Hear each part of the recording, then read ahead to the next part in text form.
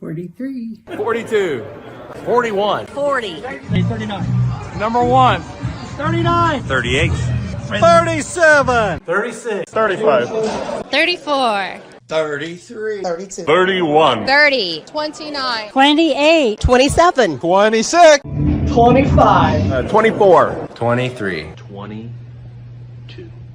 20. 19. 18. 17. 16. 15. 14. 13. 12. 11. 10. 9. 8. 7. 6. 5. 4. 3.5. 3. 2. 1.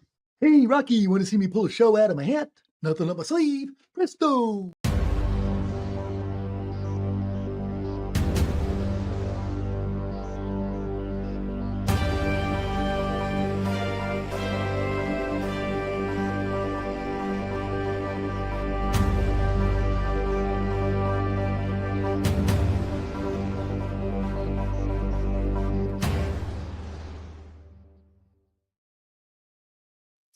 And good evening and welcome to the Mouthwash Talk Show, a minty fresh take on life. But hey, tonight we're doing politics because it is primary season and we have some very contested primary. This is not a regular primary season this year. There's a lot of challenges going on.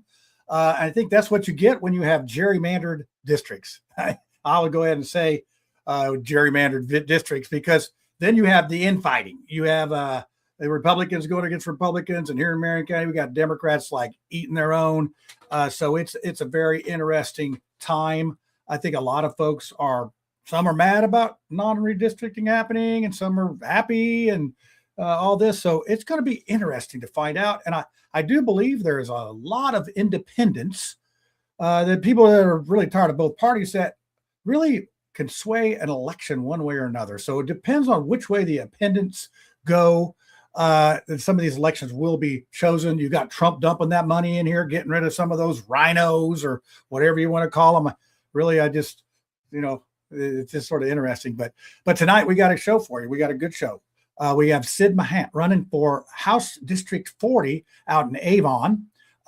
He has previously tried to get on the ballot and has had some issues with people not wanting him on the ballot. And I'm in his corner on that. He should be able to get on the ballot without having this party stuff go on. And I've had my issues with getting on the ballot. I just don't think sometimes they treat you really fairly. But he has stuck with the Republican Party, even though they have thrown him off the ballot in many cases. And recently, one of the things I want to ask him about is the Hendricks County chairman decided to put him in, bad standings because apparently he gave to a Democrat back in 1904 or something like that. So anyway, it's just the political games going behind the scene. But I'm going to go ahead and bring our man of the hour on right here, right now, Sid Mahant. How are you doing this evening? Hey, John, I'm doing very well, and thanks for letting me on the show, and you're doing a good job, and welcome back to Indiana. Yeah, I'm trying to head back April 10th. So it's the roads. I can't take the roads. I mean, I'm a cyclist, and man, I chip my tooth riding my bike on the roads is so bad. So, and I'm sure as you being a trucking guy, the roads are very important, aren't they? They are, yeah. Well, truckers are the backbone of America and, of course, the economy. So that's right. So we're going to discuss that. One thing I want to get out of the way before we get the panel on here. I don't see Lucy back there, but as you know, she's got 10 kids. But we do have Andrew Ireland on and Brad Sawinski, our lovely Democrat, who is Steve Whitmer's favorite Democrat. So I don't know if that's good or if that's bad. But anyway, you received a letter from the Hendricks County chairman stating that you are in bad standing. And I've talked to a couple people about that, and it's not the most popular thing that they've done. So go into that a little bit, if you would. Yeah, so Hendricks County Chair Phil Clay accused me of donating to Run a PAC in 2024. That's the letter what I received. And so he asked the state party to take me off the ballot. So that's why we had a hearing on the 27th, so last Friday. And basically, how'd that go? It was thrown out. He has no basis. And first thing is, like the chair, he asked Mr. Clay, that have you provided the documents that you're accusing Mr. Mahant for donating to Rene Pack? And he said, no, I did not. And so the district court chair, his thing was the rules that applies on Mr. Mahant also applies on you. So you should have provided those documents. I bet he didn't like that much. Yes, that's how it's done. And it's just dirty politics. And what he provided was copies from 2021 something, and so the chair asked, okay, the document that we're seeing as pretty blurry, it's hard to even read those, like the bad copies, but it seems like from 2021. And so Philip Clay's his comment was, yeah, actually it was a clerical mistake. It's supposed to be 2021, not 2024. And now in back of my head, I'm thinking about, you are the chair of the Hendricks County Republican Party. That's very credible position. And also, I think she's the deputy director of what was it? Something with minorities and social something. Anyhow, with the state, with Indiana state government, very big position. And I said, how even you got appointed on that? You're doing such a small mistake. But anyhow, it's just, I was just thinking about it. But bottom line is that the case was thrown out. That's good. Well, once they get you on the ballot, then it's hard to get you taken off the ballot, because you know what, they got to reprint everything. That's they don't want to do all that work. Well, no, it wasn't that. So there's a rule by the Republican Party. There's a rule that's 1-33(5) that says if you challenge somebody for being not for bad Republican, the complaint, you can only go back 60 days from the date of the complaint. So the complaint was filed, I think, so 23rd of February or 27th of February, something like that. And he could only go back 60 days, which is like December 25th or 25th, of 2025. But he's trying to go back 2024 and 2021, which seems like he even didn't know what he was talking about, unfortunately. And so that was like, yeah. Well, I mean, it's funny. I guess you're not minority enough. Is that what part of it is? But hey, as you know, I've had my challenges with getting on the ballot, and like I said, I'm in your corner on that part. You should deserve the right to run. Now I'm going to bring on the panel, and I think there's a couple on there. Well, I know there's at least one on there that says you got the right to run, but I got the right to ask some questions. So let's go ahead and bring some folks on here. Let's go with Brad, and let's see. Let me get us all in the right spot here. Let's see if I can do this right. I tell you, I love StreamYard. I like being the guy on StreamYard. There we go. That's good. I think we'll go. We got Andrew on the left and Brad on the right. That's how the screen shows. I'm just going to leave it like that, just to make them edgy. So we can role play. We'll try to act like this. Andrew, you try to act like a Democrat. I'll do my best. I don't know if I can outdo you, Brad. Okay, so we have Andrew Ireland in for Tiffany tonight. Tiffany is, as you know, is running for Senate.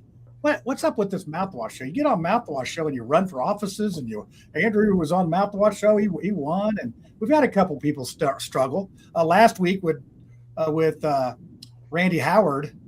Oh boy, yeah. Sid, you already got one strike going good for you because your internet connection's good.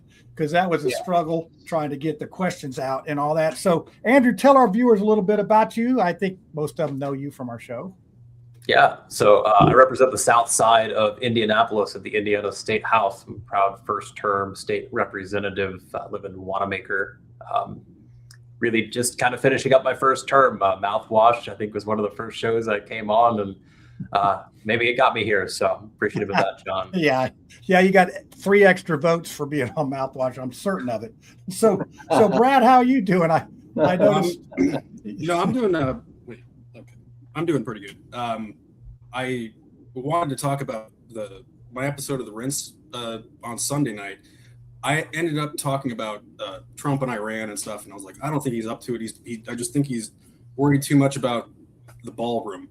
And I swear to God, like, my show ended at like 8:05, and he did a press gaggle on Air Force One, talked about Iran for like 3 minutes, and then talked about the ballroom for like 6. And he had these giant ass posters. He looked like a little kid, like, bragging about what he was going to build. They're watching you, Brad. They're watching you.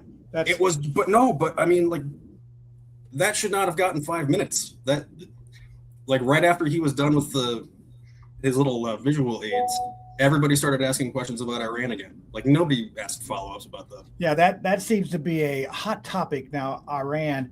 Yeah, nobody gives a shit about the ballroom. Stop talking about the ball. He needs to stop talking about the ballroom. But you know what? He's a builder, and you know how us builders are. We like to talk about what we've built. So I'm going to say, Sid, has Trump endorsed you yet for your office?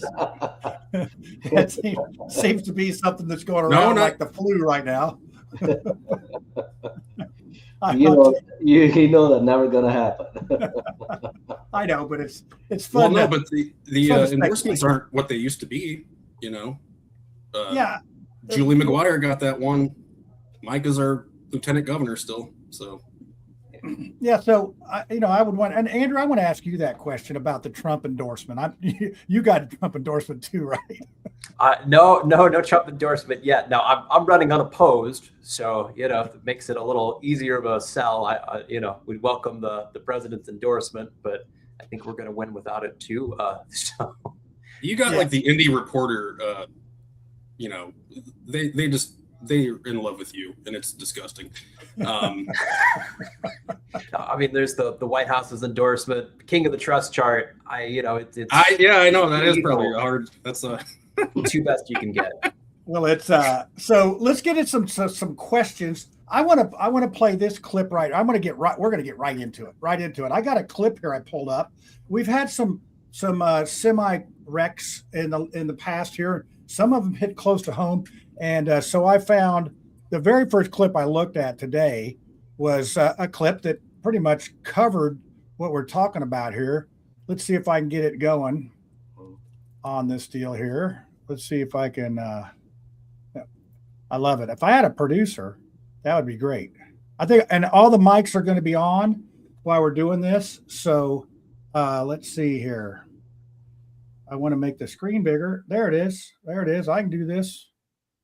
A run red light, a deadly crash in Indiana, and now renewed national debate over immigration and commercial driver's licenses. And the truck driver from India, at the center of all of it, is in ICE custody this morning. News Nation's Mills Hayes has the details for us. So, Mills, walk us through what happened and why lawmakers say he shouldn't have even been behind the wheel in the first place.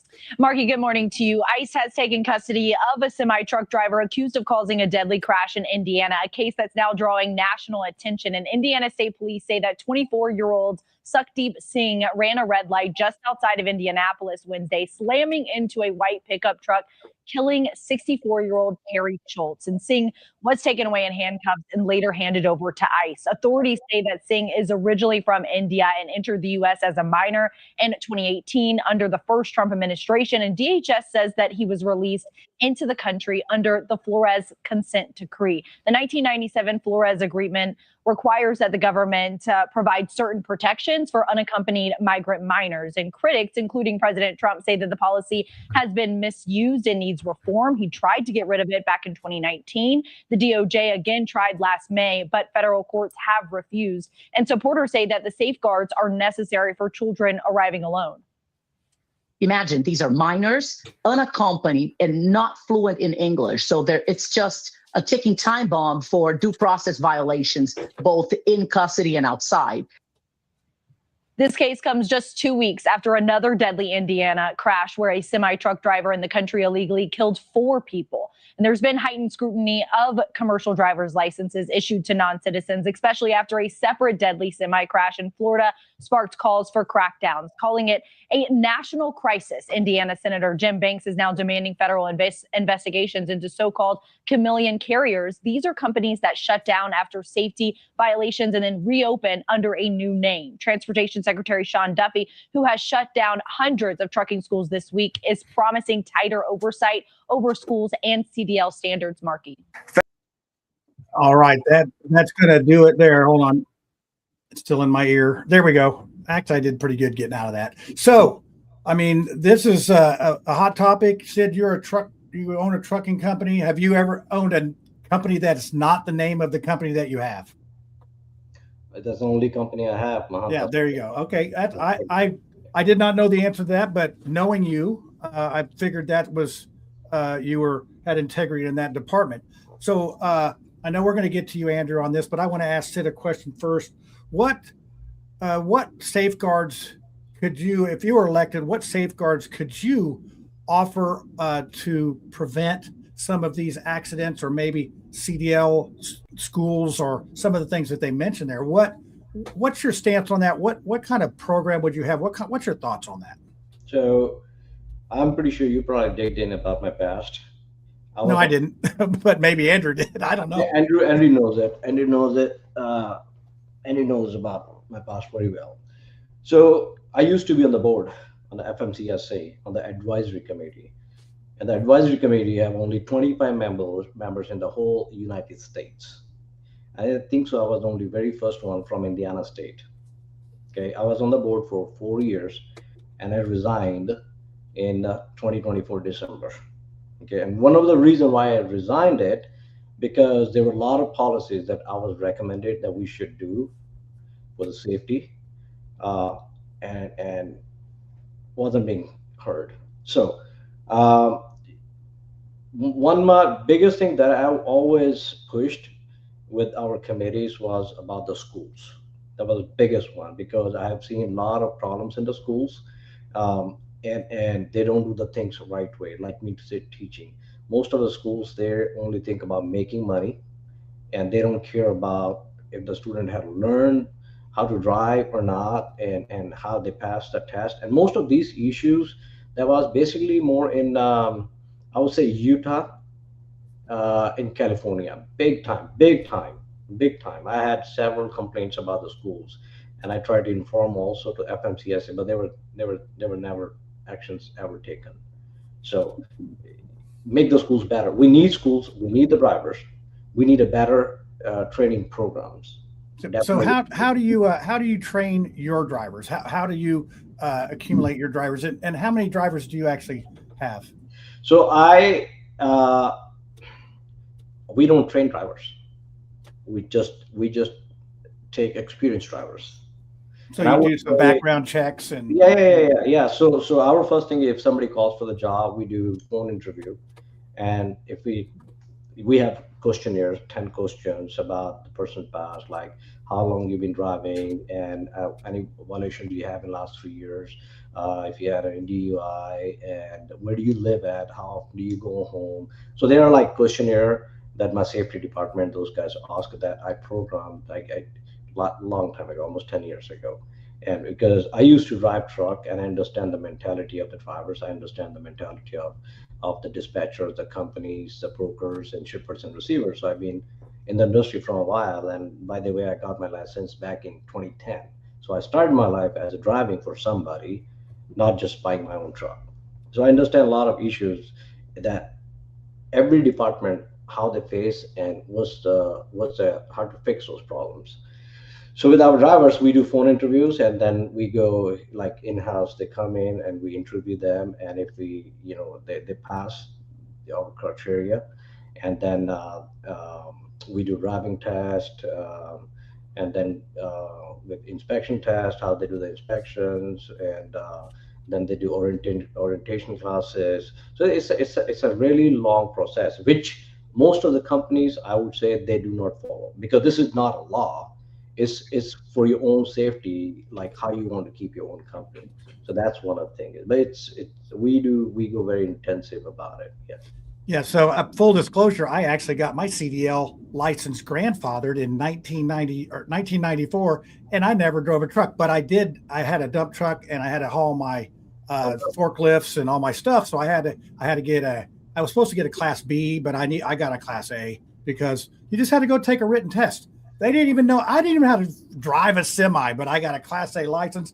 and I'm not very smart. So, but I got a question. I know I've got Andrew on here. I got questions, but Steve Stuck asked a good question here, and I want to put this up here. How many of your truck drivers does your association represent are seeking asylum? How many are currently in removal proceedings or asylum hearings and only have work permits? Did you catch that? I'm gonna leave it up. You asking me this question? Yeah. Because I don't think Andrew has any truck drivers. or Brad. Brad might have some truck drivers. No, not yet. Seeking asylum. I don't have those drivers because what it is from day one. See, the business structure that I have is different because I work with the big companies like Nestle up in Anderson, right? And we did some government freight too. For that, you have to have a citizenship, and some of those, even though you have to have what do you call that, hazmat license or tanker license, which most of these immigrants, they will never take it because you have to go extra miles, and basically the money is not much difference too. It's just the way it is. Yeah. Yep. All right. I'm going to let Andrew, I'm turning him loose. What do you got, Andrew? I know that, you guys have had a little bit of past here, and Sid's background, and I think he knows yours and all that. So let's ask him questions. Yeah. So Sid, I'm glad you're here tonight. I heard when you heard that I would be on here, you're, kind of going back and forth whether you'd be on here. So glad you're here. I think we got some questions that I've seen online. I mean, Indie reporters asked some of these questions. Stephen Whitmer, I think, put one in the chat a minute ago. When you get these kind of questions online or in your Facebook post, sometimes you block those people, you hide those comments. I mean, you're running for public office, so we want to make sure that we get these things on the record. In one of them, you put a lot of platitudes on your website about, seniors, first responders, the things that I think everybody cares about. I mean, I think it's a really good thing. When you're running for office, I mean, it's really easy to promise the moon to people. And people do it all the time. They run for office, Republican, Democrat, and they say, I'm going to fix this thing. And they get there and they have a totally different agenda. And so what I always tell people is you got to judge people by the actions. What are they doing now? Where are they focusing their time? And I got to tell you, the thing I see that you focus most of your time on is this trucking, area. And I get it's your business. That's where you make your money. But particularly around some of the things that Indiana has been doing to try to make, safer streets for our people. I mean, you're 2.5 times, I think, more likely to die by a semi-truck than any other vehicle on the road today. It's a privilege to drive on our roads, to make money to do it. We have to take it seriously. We want to make sure that families are safe when they're driving by those trucks in the first place. So one of the things that Indiana did this year is House Bill 1200. Your opponent was a co-author on that bill. And among other things, it said that we want drivers to be proficient in English. That means you need to be able to read your logs. You need to be able to have a conversation when you're having a roadside inspection with the DOT. You got to have that basic proficiency in order to operate this, 40,000 pound vehicle on our roads. And really, again, 80,000. Well, but it can be, it can be anywhere, but any sort of, gross weight vehicle rating above 20,000 pounds. Before we put these people on our roads, we want to make sure that they speak and can read and write in English. Now, my understanding is you put out a petition on change.org a few years ago, and you said, I'm opposed to this kind of thing. You had a protest recently, a rally, I think, out at a gas station with some other individuals, protesting about this. You had a private meeting with the governor on it. You said you're going to come out and protest again in front of the governor's mansion, maybe on this.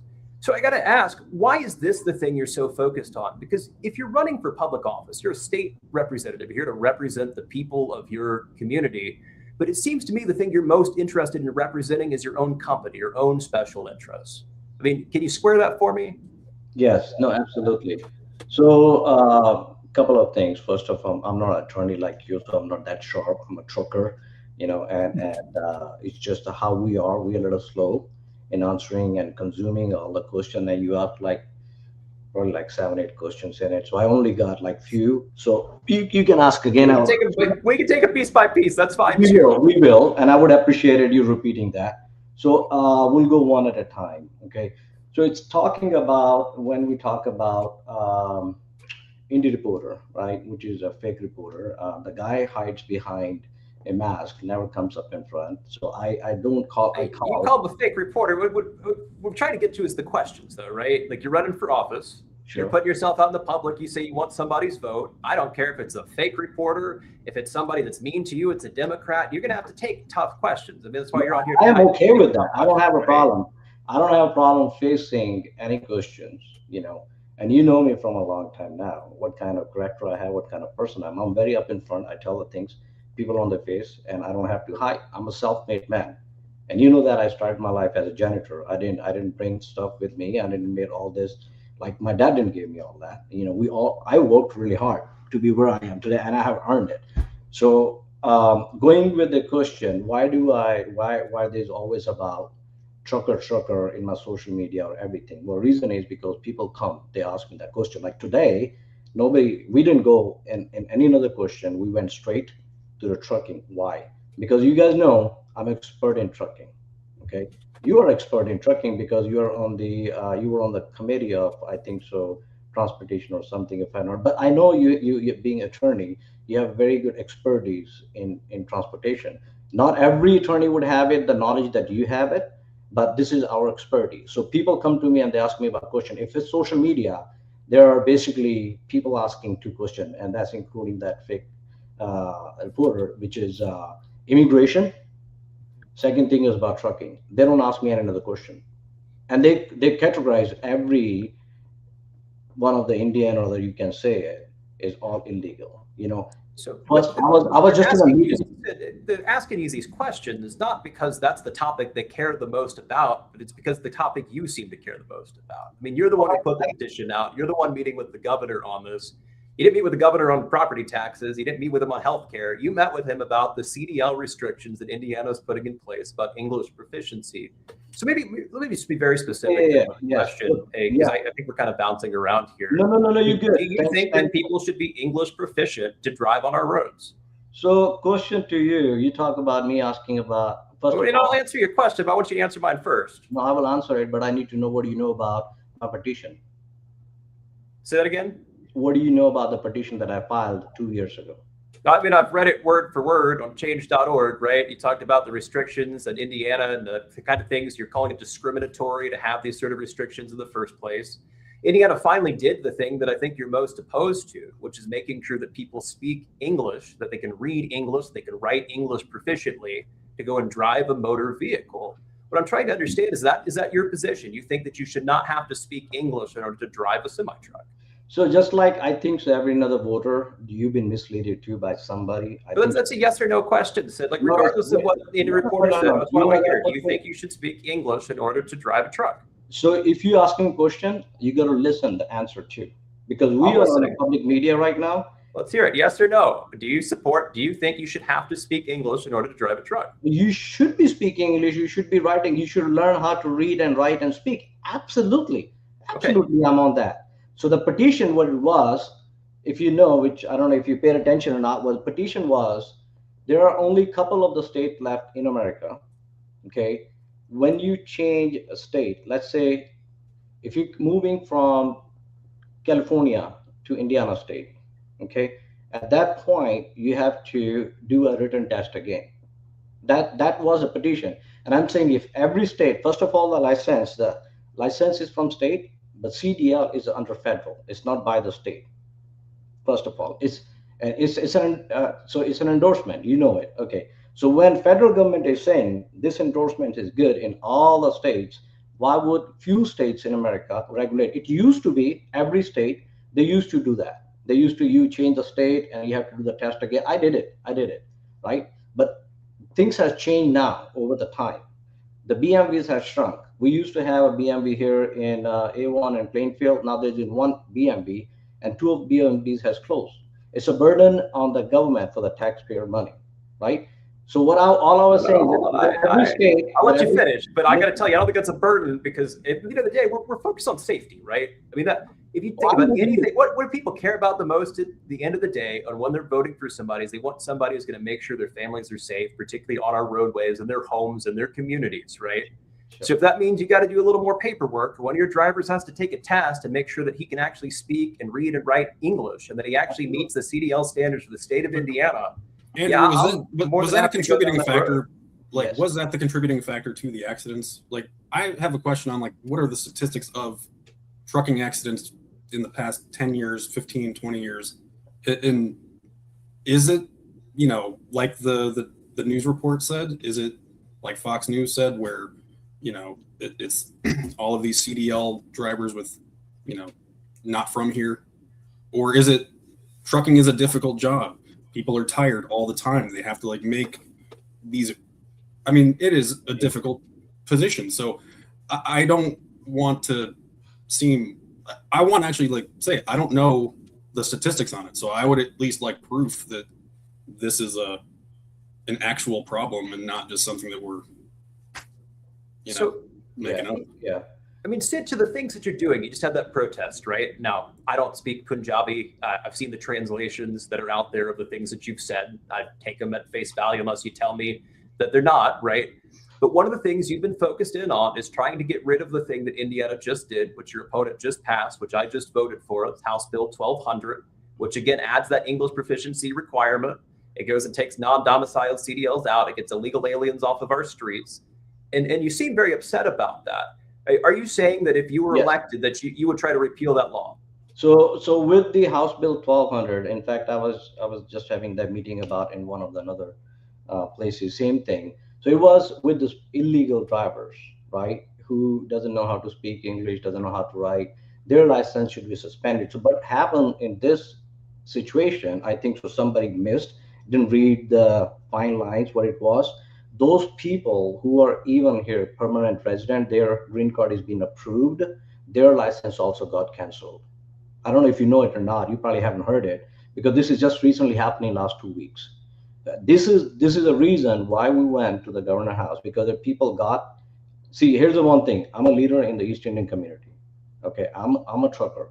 It is what it is. When people are gonna come me with their problems, even though when you come to me tomorrow with your problems and say I need to settle this with the East Indian community, I'll take you. I'm representing everybody. So when they're coming to me, they say, we have these issues and we want to see the governor. Hey, if I can reach him, I will. If I need to take it and need to go to Andrew, I'll go to Andrew, because most of them lives in your district. And you as a representative, you have to listen to the problem. Solution is a different thing. What we come up with the solution, different thing. So what we went to the governor and all we went the same thing. Okay, those people have all the guys from Indiana State, have them redo the test. If they pass the test, give them license.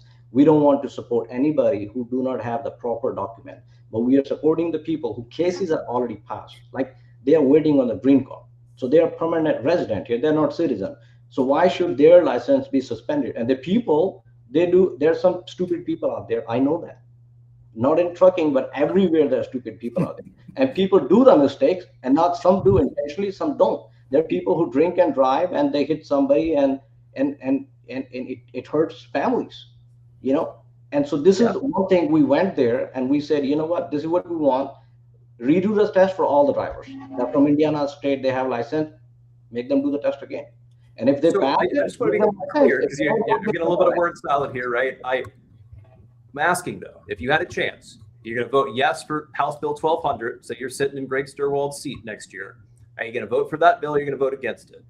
Take it with it is. I get it. I will vote. I will vote yes on that one. Okay. For the illegal drivers, and I'm totally with that one. But we have to read the fine lines. We have to read the fine. What's in the lines?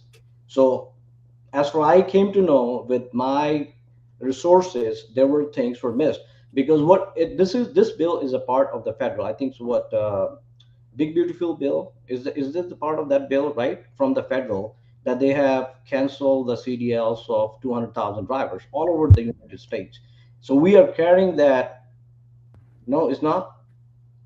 That's what it is, right? Andrew, you sign on it, so you probably know about it. No, we're talking about state bill. I mean, we talk about the federal stuff too. Honestly, what I want to talk about too is your own company, right? So you're talking a lot about safety. You know, we're bouncing around here, but we only have an hour, and I want to make sure we kind of drill on some of these things that you've been asked about that you've dodged so far.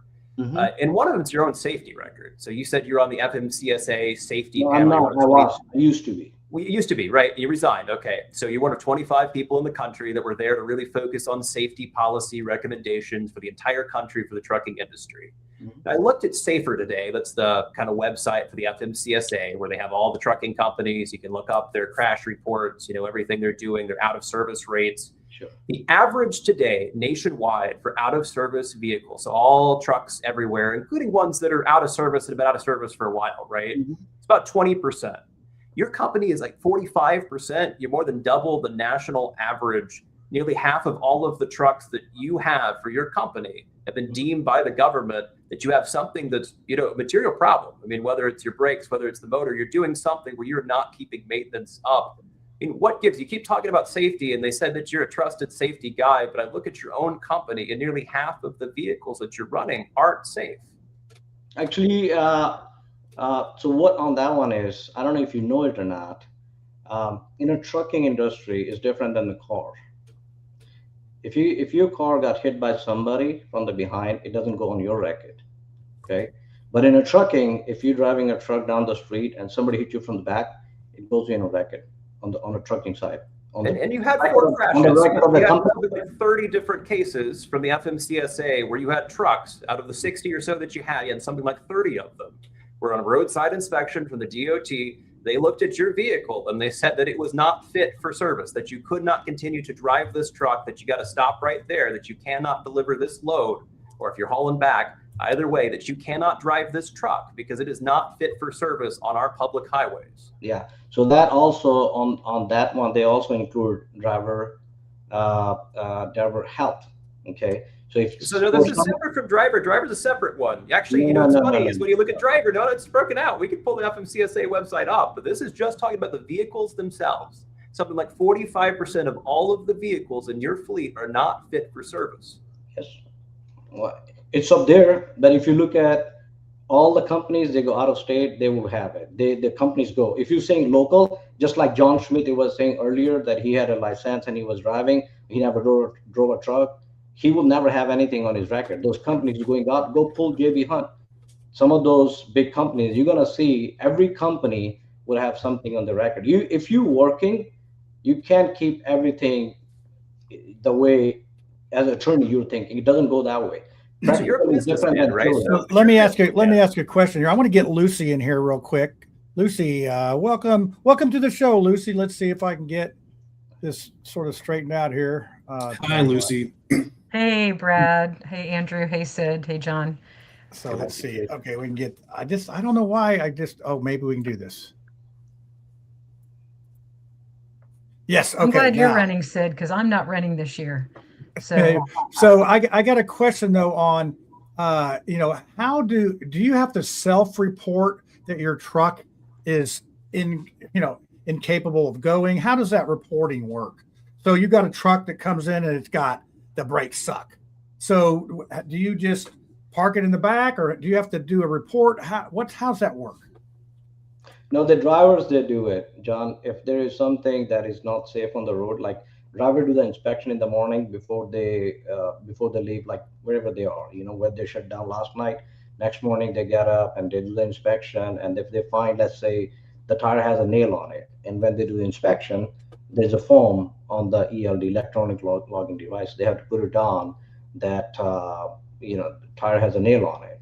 So that's how it is, and they have to get it fixed before they move. Right. So, and if they don't get it fixed, then it's on that list. I got you. Okay. I want to switch. I know, Lucy, we have beat the trucking business to death right here. Like, I want to get on to some other questioning there here. There won't be more trucking business as the price of oil goes up. Yeah, and we're all that's stuck right. in our 15-minute cities because we won't be getting any oil. They won't have any food either. So we're going to switch total gears here, totally out of the thing here. Sid, do you agree with women have a right to choose to terminate an unwanted pregnancy? Basically, the abortion question. Yes. What is your stance on that? Thank you, Paul, for the question, by the way. So I come from a Hindu family. It's a religion which is very conservative. We don't believe in killing. And I don't even eat meat. This is how I'm raised. Okay. I don't have a problem what other people do, what their beliefs are. Everybody has right to believe in whatever they believe. When it comes to the abortion, okay, I'm not in favor until you have to save somebody's life. like a mother, and we had that incident in our family. If you have to save the life of the mother, you know, over a child who's like 5 months and got infection inside, it should be done. So basically, we could be considered. I think even John Jacob would say that would be a medical procedure. So that's sort of changing words around in the land. I just was using that as an example. Sure. So let's see. Lucy, you're just here. Were you able to listen to some of the show, or were you? I was not. I was too busy talking to my plants and selling plants. So yeah, you got to make a living, I have a right? nursery, Sid. I sell edible, medicinal, and culinary plants. So we've had a very exciting weekend selling. How does the DEA just not come and visit you all the time when you say sentences like that? Like edible, medicinal, and culinary plants? Oh my gosh, that sounds.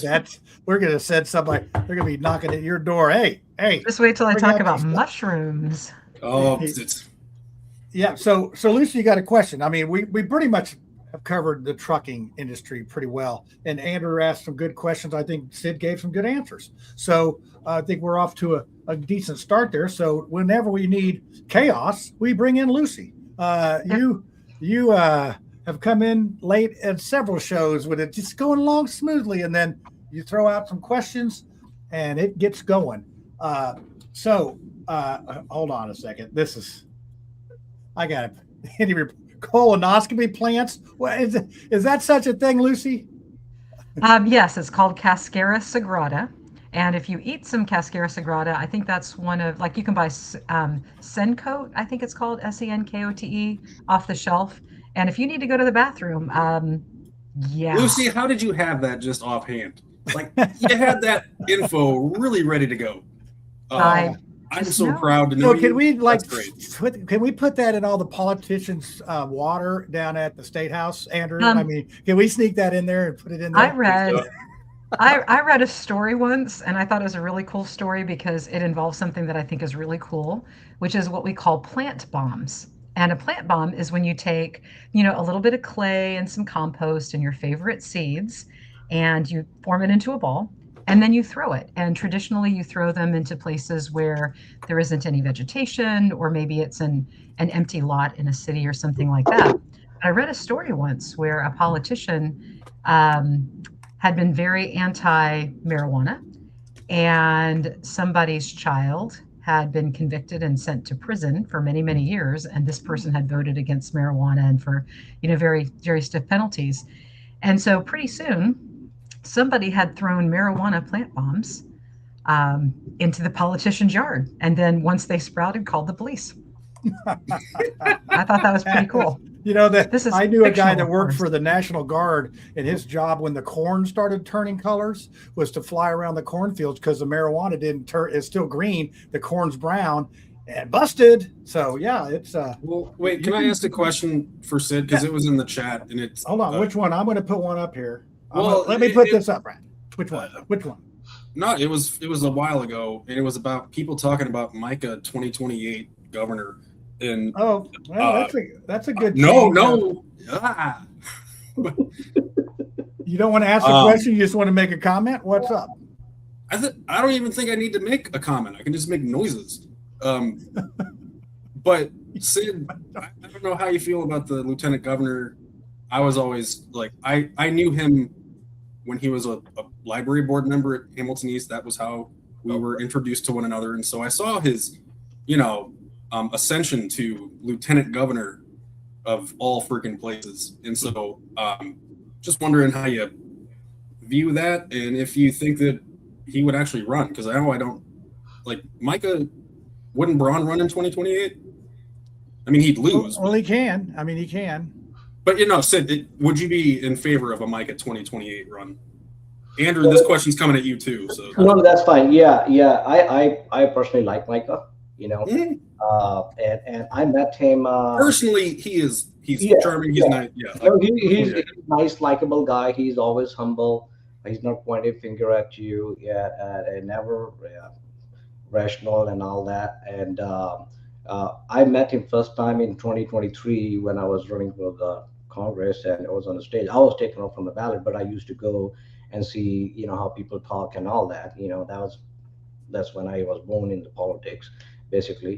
And I didn't know who this guy was, right? So I met him off the stage, and he was nice, and he said, "Well, it's a nice guy."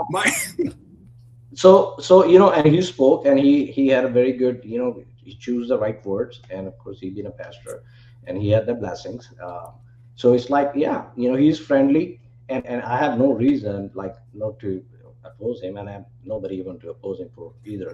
There you go. Sorry to interrupt you there, Sid, but sometimes we have important people watching the show, and Brad doesn't think that Mike is important, but there you go. That'd be your answer. So no, you could, hey, Micah knows I would have asked and said all the same stuff in front of him too, probably. Oh yeah, love you. He is another person, and I'm going to give Sid some credit here for coming on here because it's tough being in politics, and you got to come on and do well. I mean, you take our guest from last week, Randy Howard. He had a very tough evening, and even Jefferson Shreve has had a tough evening here when he told what I thought was, Lucy, you have to admit that was a very good interview he did when he was running for mayor, sitting in his car, relaxed, sitting back there answering the questions. And this is what happens in politics. And Sid, listen to this. And Andrew, you're not falling into this thing, but you get in with these sharks and these consultants, and they tell you what you need to say. And that's exactly what happened to Jefferson Shreve. He gets the nomination to go on to run for mayor. He gets these people that think they know what's going on, and they tell him, hey, you need to come out with a gun control law. And he was done. I mean, absolutely done.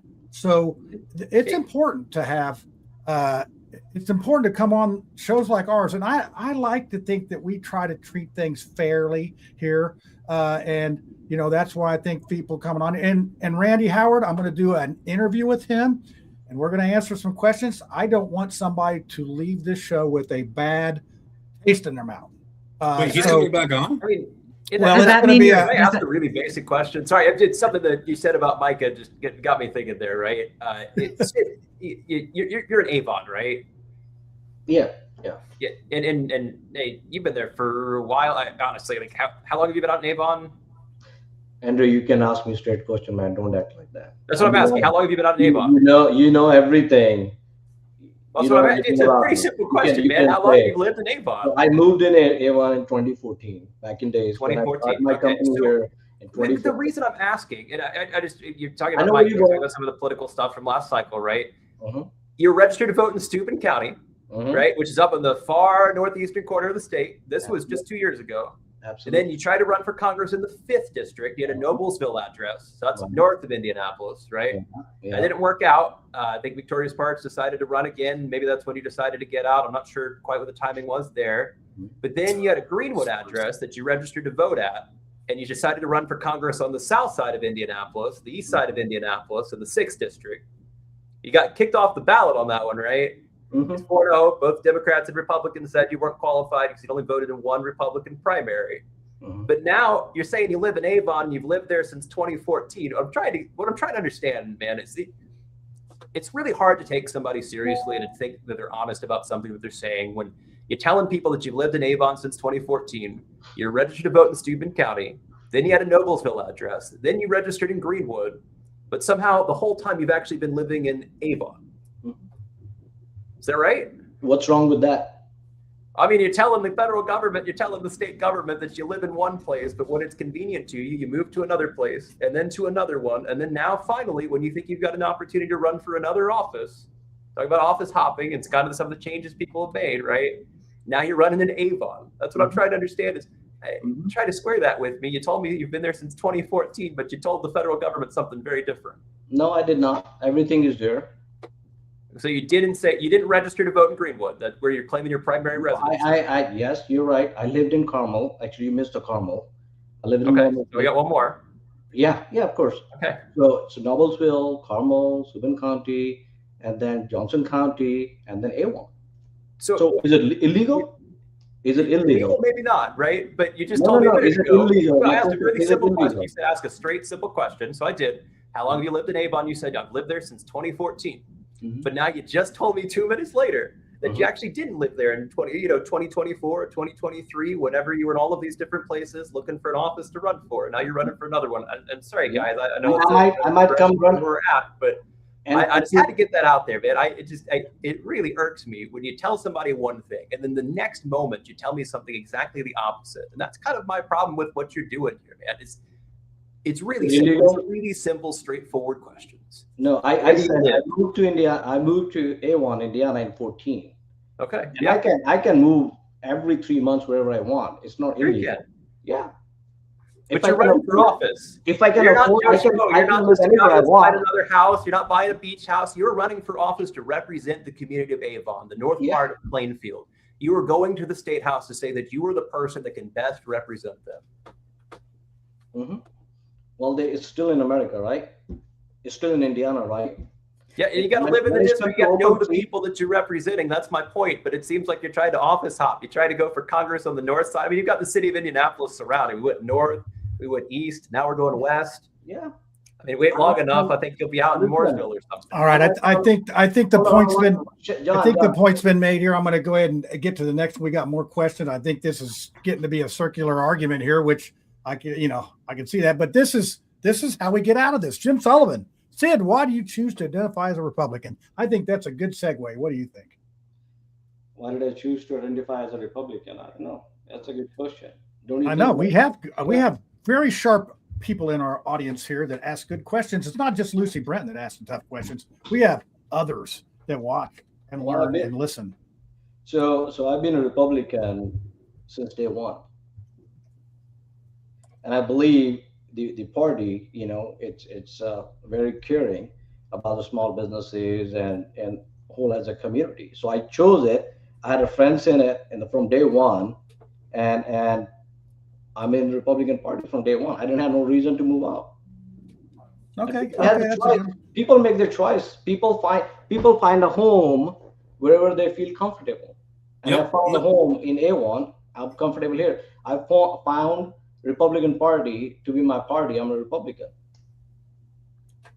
So how do you feel about mail-in ballots? Because I'm planning on traveling, because that is apparently one of the excuses you can give to vote by mail-in.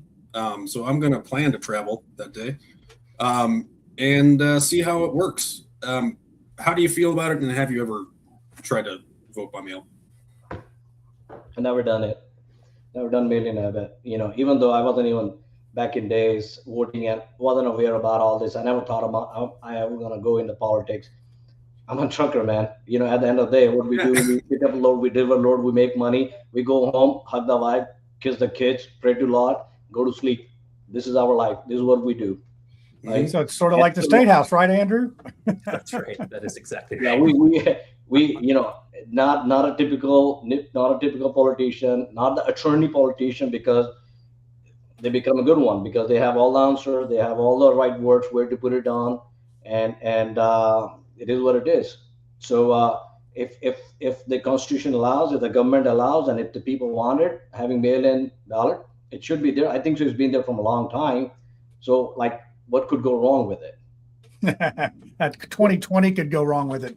Lucy, where Trump loses and then has a shit fit and then if you think Biden got 81 million votes, you are a special kind of somebody. Anybody could have gotten 81 million. Nobody has ever done that. Brad, hold on. Stop. Yeah, I'm going to stop you right now. I'm sorry. No. We had the entire summer of 2020 to watch Trump screw up a national emergency, and now we're getting to watch it again. And they both started in March. They both actually are making me kind of laugh. Like neither one have an actual exit strategy or any kind of long-term plan. It's just, and he's talking about ballrooms. Yeah. Well, I'm going to give you some statistics, Brad, because I'm a statistics guy. So you look back all the way back in history of voting.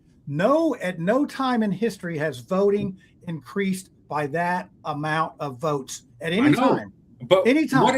What happens when one of these initiatives work, like these get out the vote kind of things, in say voting? Yeah, they call it get out the mail-in votes. But that's what I mean. If voters increase our numbers by 15%, say, nobody would believe it. Both sides would be calling hey, this is fake. There's no way this many people I voted. I could believe Obama could get 81 million votes. I could believe that because, you know, but Joe Biden, come on, he couldn't even get 20 million Twitter followers. People were voting for Biden. Joe Biden got more than Obama. They were voting for their hatred of Trump. I swear to God, that was real. So how did he win in 2025? I don't know, Brad. I'm sorry. Because this is a show here. Because what was the other option? I'm going to mute you. Because I can ask from Jim's question here. I mean, you talked about it at the beginning, John, and I understand, Sid, you won on this thing the other day. But I'm trying to understand, though, have you ever heard of Renee Pack before? Yes. Okay. Yes, I heard about her. Well? I know her because she used to come to our church all the time because that's her district. And then what's his name? J.D. Ford, that's his district too. They both would come to an Indian church, Gurdwara, which you've been there several times. You know that. Sure, they used to come there all the time. And so, I mean, the allegation was right that you gave money to her. Sorry? Did you? So you didn't give money to her. That's the big thing, right? It's like these people are alleging that you gave money to her. You said you didn't. They didn't have the paperwork to prove it. And I think I've seen multiple people ask that in the chat. You didn't give money to Renee Pack. And people can say whatever they want. They can make. No, but that's a simple question, man. That's like you're running for office. You're running for office. You're running to represent people. Asking a really basic question: did you give $500 to a Democrat in Indianapolis? I didn't give them money. No, it wasn't. Okay, so that her records are wrong on her campaign site that you gave money. A guy in transportation by the name of Sid Mahant from your address in Avon gave money to her. That's fine. Okay, so be it. Because, I mean, she just posted today after you won your thing saying how I'm so proud to know you and that you were a great candidate. So she knows you pretty well. So you know her, you know this person. She got $500. Her website says that she was given $500 by somebody of your name from your address that says they're in the transportation industry. Using Act Blue, it looks like, right? So, you know, I'm saying it's a kind of another one of those things where I can't get clean answers out of you. I mean, that's the same thing that multiple people have asked you in the comments. I think Indie Reporter asked you about it the other day. Like, I'm just trying to establish something here. Right. It seems like all these guys are all on one side and I'm on one side. They're like a bunch of 5-6 guys. They're always negative. They never see any positive in me or my community or trucking or immigrants. Everything all negative. Why? It doesn't surprise me. Why is that so? I mean, again, it seems like maybe if you have 6 or 7 people that are telling you you're doing something wrong, maybe you're doing something wrong, right? Maybe that's something where you start reflecting of what am I doing wrong, not what is wrong with all of the other people on the internet. Yeah. So all the 6 people all talking about immigrant and only trucking, nothing else they know about. Answer. Yeah. But again, I don't even know what you're talking about. You're on the point of advocating them. So it's like they're feeding you, hey, ask this question, ask this question. You can't educate them if you don't answer the questions they ask. I sorry, John. I think he's answered that. I think I answered it. Can I jump in here for a second? Hold on a second. Can I jump in here? Okay. Yeah, you're next. I'm going to say, Sid, just tell them you were a lobbyist. You know, because that's what they do. They give out money to whoever. They don't care who you are. They give you the money. I was looking today at Carrie Hamilton, who voted against the 14. Lucy, this will be for you. The House Bill 1424 was a bill to allow people like yourselves to sell your homegrown items to the public, and it was going to get you out of some of these rules because you just want to sell your neighbors some chicken eggs. And I'm looking at who voted against this. And Andrew, you voted for it. You're on the good list. But there's some people like Aaron Freeman and Cindy Carrasco, your senator. Why would they vote against this? And I want to know, I'm asking Carrie Hamilton, those people, how do you vote no for this? Do you, and Carrie Hamilton's getting like $60,000 or $70,000 from lobbyists and lawyers. And she got $9,000 from the public. So you can follow the money on these things. Yep. So I'm going to make a question out of this, Lucy, because I know I have ideas. Is there a question in here somewhere?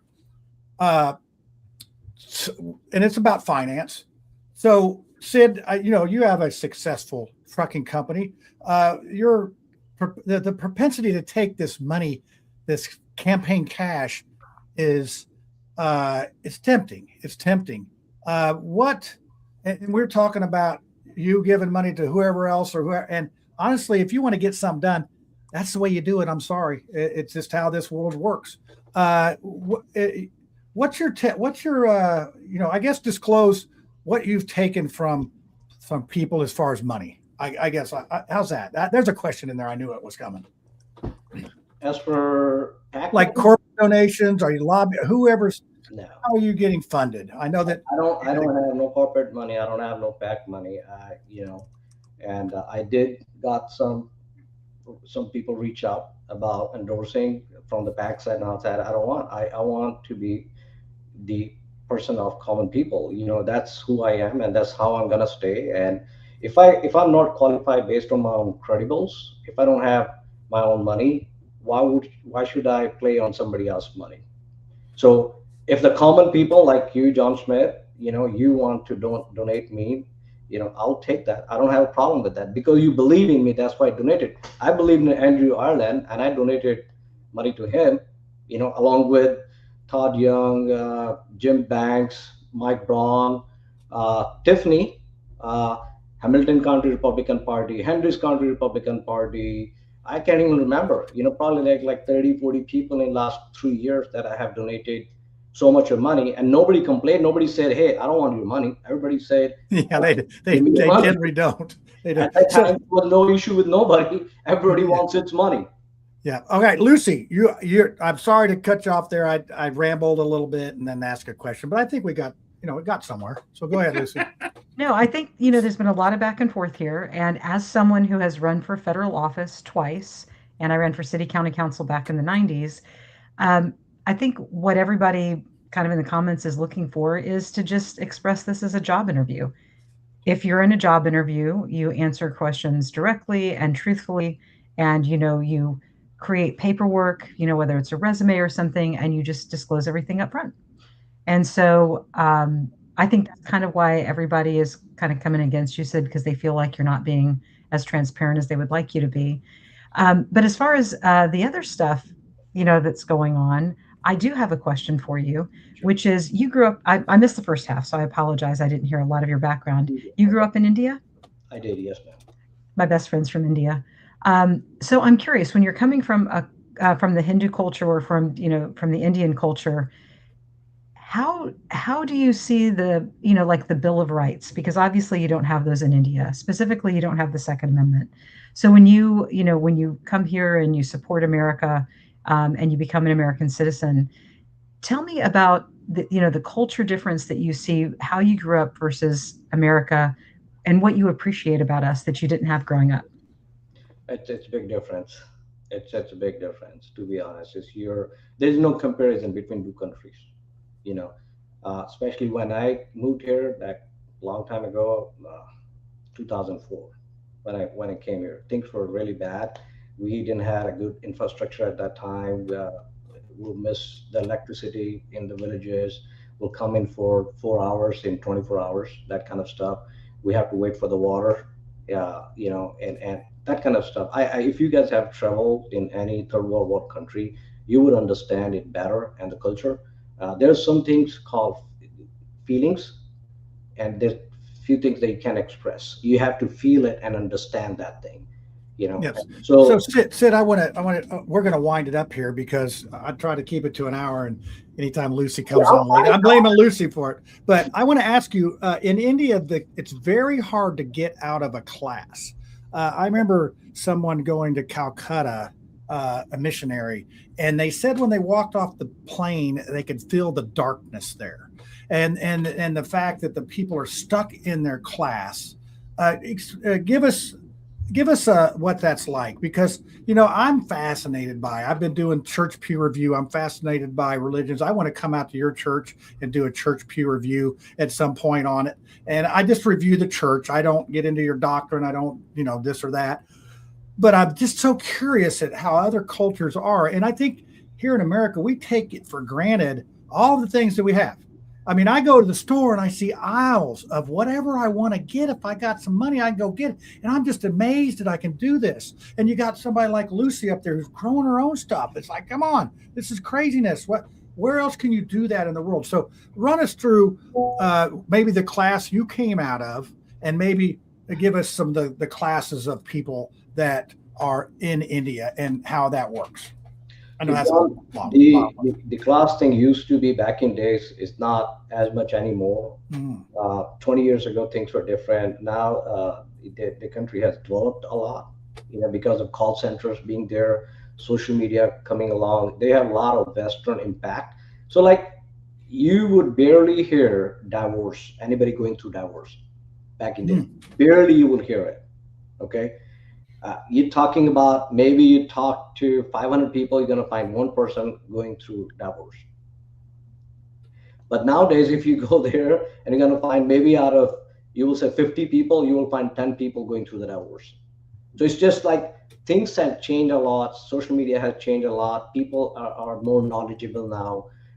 It's more open. So it's my last question is, why are Indian people so good at math? Is that too racist, Brad, to ask that? What is the Indian what? We're good at math. Not all.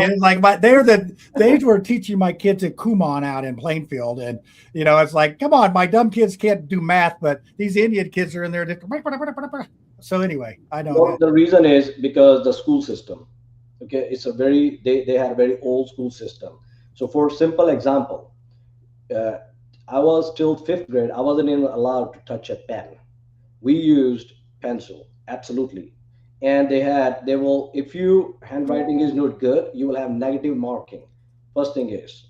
Second thing is, you will have your ink pen, which most people even doesn't know how to use the ink pen. Okay, fountain pen. Do you have like a fountain pen? Yes, a fountain pen. Okay, so from 6th class to 8th, you will only use fountain pen. And from 9th grade and onwards, you will use a ball pen. Not allowed, literally. This is how. And no calculators allowed till you are in the, yes. Wait, Sid, so how old were you when you came here? I was 23, 24. Okay, so you went through, can I call you sometime to just, because I have so many questions about Sure. I mean, it's day-to-day activities at school, like, because I question the controversies about hours. I don't know that it's that horrible, but I also want to learn how other countries do it. The bombing in Iran that hit a school, it happened on a Saturday, which confused the hell out of me. And apparently that's like the beginning of their week, which is confusing as hell. Like that was why there were students in the school on that day. And those kind of things where I'm like, okay, they're not even following the same kind of. And if that's the case in that country, how many other countries are following their own kind of system, and what is it compared to ours? So Lucas Notorious says Indians being good at math is a total psyops. I'm sorry, I don't agree with that, but that is true. So on that note, we're going to stay close to the vest here on the time. And Lucy, I thank you for coming. Brad, I thank you, and Andrew. It was a pleasure having you guys on here. I know you have differences, and I know you've explained those, and you've talked about those, and we did it civilly. I love that. Thank you so much. That was fun. So. And Andrew. I'm going to wish everybody good luck. I think Andrew's got a little better chance of winning than you said on the primary. But I mean, I'm just a statistics guy, just like I had to teach Brad earlier on how that works. Sure. But that's what we have here. So Sid, I'll let you have the last word. Andrew, thanks so much for coming on. You're a solid guest here on the Mouthwash. Anytime you're ready to come on. And Sid, anytime you want to come on and be the panel, let's go. I'm just saying. So go ahead. Last word, Sid, and then we'll be out. And all I'm saying, God bless you guys and God bless America. All right. Hey, that's pretty much sums it up. So, all right, everybody, we have, here's some fun facts. So thanks everyone in the chat too. Like that was fun. The chat people, again, we're putting out some quality stuff here. I think this is how you get to know something. You learn something about Andrew Ireland tonight. You learned something about Sid Mahant tonight.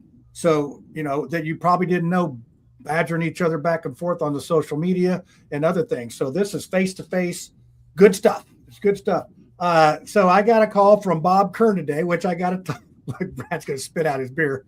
Bobby Kern called me, and I always tell Bobby when he called me, I said, Bobby, you'll never own Dallas. But Denise Paul Hatch is running against Andre Carson. So they want to make an appearance on the show, but I have to talk it over with my panelists. We got to make sure that we want to do that, but we got some other stuff lined up coming up here that's going to be pretty decent. But I thank you, Sid. I thank you, Andrew, for coming on, and we will see you all this same time next Tuesday, God willing. So everybody say goodbye. There it is right here. Thank you, guys.